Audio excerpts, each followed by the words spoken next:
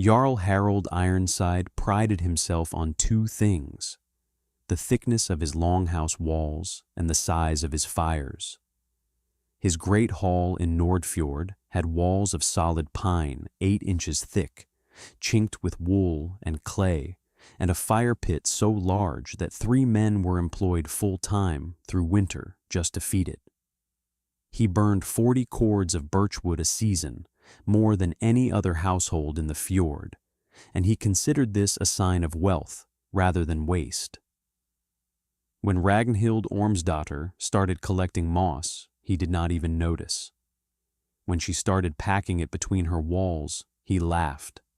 When the winter came and his great hall consumed its wood stores twice as fast as hers, he stopped laughing. But that was later. In September, when the story began, Ragnhild was a widow of 31 with a farmhouse that was slowly killing her. Not physically, not directly, but through the relentless theft of heat that every timber building in the Nordfjord committed against its occupants every hour of every winter day. The farmhouse was 20 years old, built by her husband Orm before their marriage, a standard timber longhouse with walls of squared pine logs and a turf roof.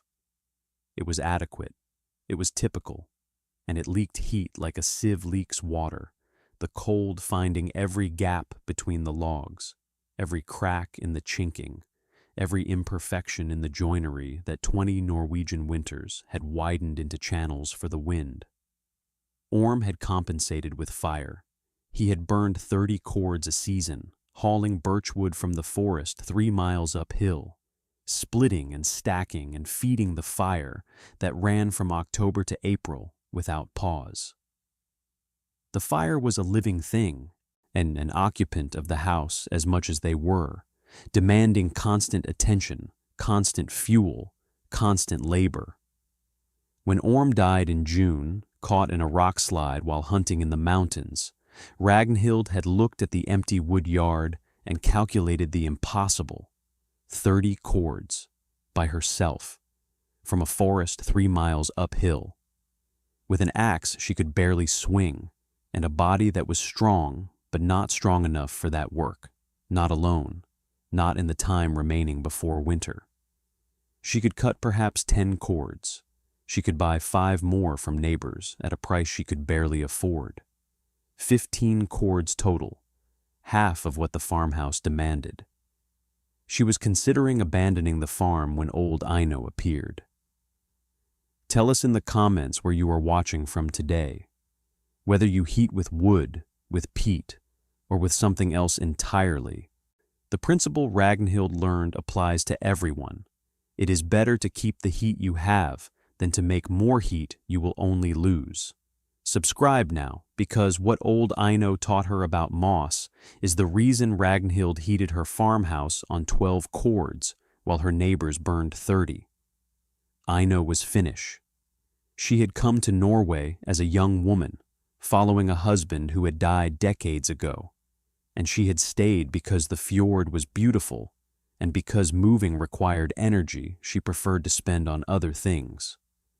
She was 73, small and bent, with hands that shook when she held a cup, but were still precise enough to sort dried herbs by touch. She arrived at Ragnhild's farm with a basket of smoked fish and a question. How much wood do you plan to burn this winter? 15 cords. It is all I can manage. Your house needs 30. I know. Aino sat down on the step and looked at the farmhouse with eyes that saw what others missed. She studied the walls, the roof, the door frame, the window shutters. She pressed her hand against the timber and held it there for a long moment. Your walls are 8 inches thick, she said, but they might as well be 2 inches. The wood conducts the cold directly from outside to inside. Every log in your wall is a pathway for heat to escape. That is why you burn 30 cords. You are not heating your home. You are heating the air outside your home, one log wall at a time. What is the alternative? Stone? Moss. Ragnhild looked at her. Moss. In Finland, we insulate with sphagnum moss. We pack it between the inner wall and the outer wall, between the floor and the ground, between the ceiling and the roof. 6 inches of dried moss traps more heat than 12 inches of solid timber. It is the air inside the moss that does the work. Dead air is the best insulator that exists. Better than wood, better than stone, better than turf. Moss is full of dead air. You want me to pack my walls with moss. I want you to build a second wall inside your existing wall, 6 inches away from it, and fill the gap with dried sphagnum moss. Your house will go from losing heat through 8 inches of solid timber to holding heat behind 6 inches of dead air trapped in moss. You will burn half the wood, perhaps less. Stay with me because what old Aino taught her about dead air and dried moss is the reason Ragnhild's farmhouse held its heat for 14 hours after the fire died, while Jarl Harald's great hall dropped to freezing in 4. Ragnhild began gathering moss on July 15th. The sphagnum bogs above the fjord were thick with it, great spongy mats of pale green and gold that peeled from the earth in sheets. She cut it in sections, loaded it onto a wooden sled that she dragged behind her, and hauled it down to the farm where she spread it on flat rocks to dry in the summer sun. Drying was critical. Aino had been emphatic. Wet moss was useless, worse than useless, because wet moss would rot inside the walls and grow mold that would compromise the timber and poison the air. The moss had to be bone dry, so dry that it crumbled between your fingers, so dry that it weighed almost nothing. She dried it for 6 weeks, turning it every day, moving it under shelter when it rained, spreading it again when the sun returned. By September, she had 400 pounds of dried sphagnum moss, light and fluffy, and packed with the trapped air that Aino said was the key to everything. The wall construction began in mid-September. Ragnhild built a second wall inside her existing longhouse, a frame of thin pine planks set 6 inches away from the outer wall and running the entire perimeter of the building.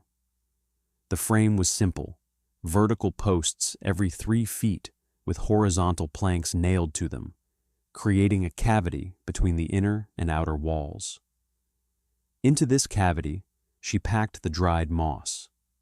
She packed it tight but not compressed, because Aino had warned that compression squeezed out the air pockets that provided the insulation. The moss should be firm enough to stay in place, but loose enough to maintain its loft, like a wool blanket rather than a wool rug.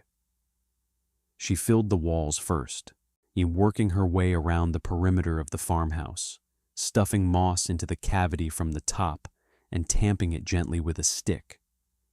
She filled the space between the ceiling beams and the turf roof, laying sheets of moss 8 inches thick across the entire ceiling area. She packed moss under the floor, lifting the planks where she could and pushing bundles of dried sphagnum into the crawl space beneath. The process consumed all 400 pounds and took 3 weeks. When it was finished, the farmhouse was wrapped in a continuous blanket of dead air, trapped inside dried moss, invisible from outside, but transforming the building's ability to hold heat. She sealed the gaps around the door with strips of moss pressed into the frame. She sealed the window shutters with moss packed into birch bark tubes that could be pressed against the glass.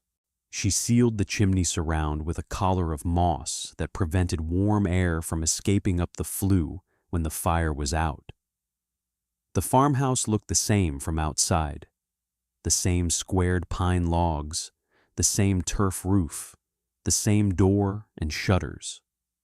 But inside, the air was different, stiller, warmer. The drafts that had been a constant presence, The cold fingers of wind that found every gap were gone. The moss had sealed them, blocked them, eliminated them so completely that the change was startling. Ragnhild lit her first fire of the season in October. She burned 3 logs of birch, the same amount she would normally burn in a single hour of the old configuration. The fire heated the room to 65 degrees, and she let it die. She waited.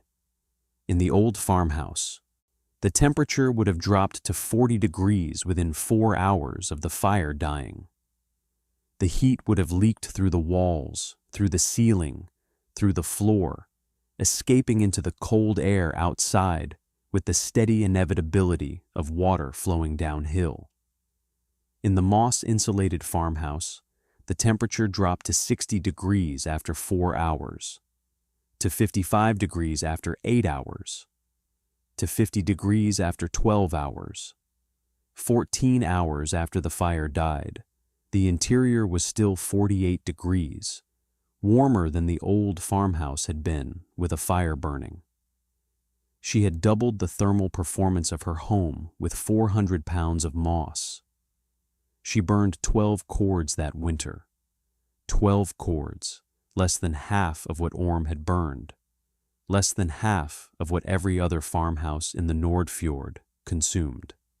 She lit 1 fire in the morning and 1 in the evening, and 3 logs each time, and the moss held the heat between firings like a blanket holds warmth around a sleeping body. Jarl Harald noticed in February. He noticed because his own great hall, with its 8-inch solid pine walls and its massive fire pit and its 40 cords of birchwood, was struggling. The winter had been colder than expected, and the wood stores were running low. He had sent men to check on the farms in his territory, assessing who needed help and who might have fuel to spare. The report on Ragnhild's farm confused him. "She has 4 cords remaining," his steward reported. "She started with 12. She has used 8 in 4 months." 8 cords in 4 months, Harold's voice was flat. "I have used 28 cords in 4 months, in a hall with walls twice as thick as hers. Her walls are not thicker, but they are different. She has done something to them. The inside is warm even when the fire is out. I put my hand on the inner wall, and it was warm. In February, with no fire burning." Harold rode to Ragnhild's farm the next day. He entered the farmhouse and stood in the center of the room, his massive frame filling the space, his face showing the particular confusion of a powerful man encountering something he did not understand. The fire was out, the coals were gray and cold, and the room was 52 degrees. "How?" he said. Ragnhild pulled a loose board from the inner wall and showed him the moss behind it. 6 inches of dried sphagnum, pale gold and light as cloud, packed into the cavity between the inner frame and the outer wall. "Moss," Harold said. "Dead air," Ragnhild corrected. "The moss holds the air still. Still air does not conduct heat. The heat stays inside. The cold stays outside. The wall between them is not the timber. The wall between them is the air." "Who taught you this?" "Old Aino. She is Finnish. In Finland, they have known this for centuries." Harold touched the moss. He pressed his palm against the inner wall and felt the warmth that had no source, the residual heat from a fire that had died hours ago, held inside the building by nothing more than dried bog moss and the air it trapped. "I spent 4,000 silver on pine walls 8 inches thick," he said. "You spent nothing on moss, and your walls hold heat twice as long as mine." "Timber conducts heat, Jarl. It is a pathway from warm to cold. Every inch of solid wood in your wall is carrying your heat outside. My walls have 6 inches of dead air between the inside and the outside. Dead air carries nothing," If Norse Reckoning has become part of your week, consider joining the channel membership. Your support helps us bring you more stories of hidden preparation and quiet vindication. Harold did not laugh. He did not dismiss. He stood in the warm room with the cold fire and understood something that his 40 cords of birchwood had never taught him, that the problem was not insufficient heat. The problem was insufficient insulation. He had been trying to outproduce his losses instead of reducing them. "Teach my men to do this," he said. "I will pay for the moss. I will pay for the labor. But I want my great hall to hold heat the way your farmhouse does." Ragnhild looked at him. "Your great hall will need 2,000 pounds of dried moss. That is 2 months of gathering and drying. But if you start now, you will be ready by next winter. Start now? It is February. The bogs are frozen. You cannot gather moss until April. But you can build the inner wall frames now, while the timber is available. When the moss is ready, you pack it in. By October, your great hall will burn 20 cords instead of 40. Harold ordered the work to begin the next day. His men built inner wall frames in the great hall, while the snow still fell outside, creating the cavity that would receive the moss in summer. Ragnhild supervised, correcting the spacing, ensuring the gaps were consistent, teaching the carpenters the techniques that Aino had taught her. Thank you for watching this story about Ragnhild Ormsdottir and the 400 pounds of dried moss that cut her firewood in half. If it reminded you that the answer to losing heat is not more fire, but better walls, I'd share it with someone who needs to hear it. Subscribe to Norse Reckoning for more stories of quiet innovation and the wisdom of those who think differently. Old Aino lived 2 more years after the winter that proved her right. She died in the spring, quietly, in the small cottage she had insulated with moss 30 years ago. A cottage that had never needed more than 6 cords of wood in any winter. Ragnhild was with her at the end. "In Finland," Aino said, "we do not fight the cold. We simply refuse to let it in. The cold is welcome to stay outside. Inside is ours." Ragnhild taught 20 households to insulate with moss over the following years. The technique spread along the Nordfjord and into the neighboring valleys. Farmhouses that had consumed 25 and 30 cords of birch dropped to 10 and 12. The pressure on the forests eased. The labor of hauling wood down the mountains diminished. The winters became not warm exactly, but manageable, survivable, endurable with a fraction of the effort they had previously demanded. She remarried in the 4th year. His name was Leif, a timber merchant who had initially been dismayed that moss was reducing the demand for his product, and who had eventually understood that a settlement that needed less wood was a settlement that could afford to buy better wood. They expanded the farm together, insulating every building on the property, including the barn where the livestock lived, warmer and healthier, behind walls packed with dried sphagnum. Jarl Harald Ironside's great hall was insulated the following summer. It consumed 18 cords that winter, less than half of its previous consumption. Harold, who had spent his life measuring his wealth in the size of his fires, learned to measure it instead in the warmth of his walls. He stopped bragging about his fire pit and started bragging about his insulation, which was, in its way, a kind of progress. The phrase Ragnhild's walls entered the vocabulary of the Nordfjord, meaning any improvement that reduces waste rather than increasing production. When someone proposed burning more wood to solve a heating problem, the old-timers would shake their heads and say, "You do not need more fire. You need Ragnhild's walls." Ragnhild Ormsdottir lived until the age of 68. dying in the farmhouse that she had insulated with dried moss 37 winters before. The moss was still in the walls. It had not rotted, had not compressed, had not lost its ability to hold dead air and trap heat. It was as effective in its 37th year as in its first, because dried sphagnum moss does not decay when kept dry, and the walls had kept it dry, and the moss had kept the walls warm, and the cycle was as permanent as the principle it was built on. Her gravestone carried a line that Aino had taught her, translated from the Finnish. "The cold is a guest, it stays outside, inside is ours. What is the shelter that everyone thinks you do not have? And where have you buried your preparation?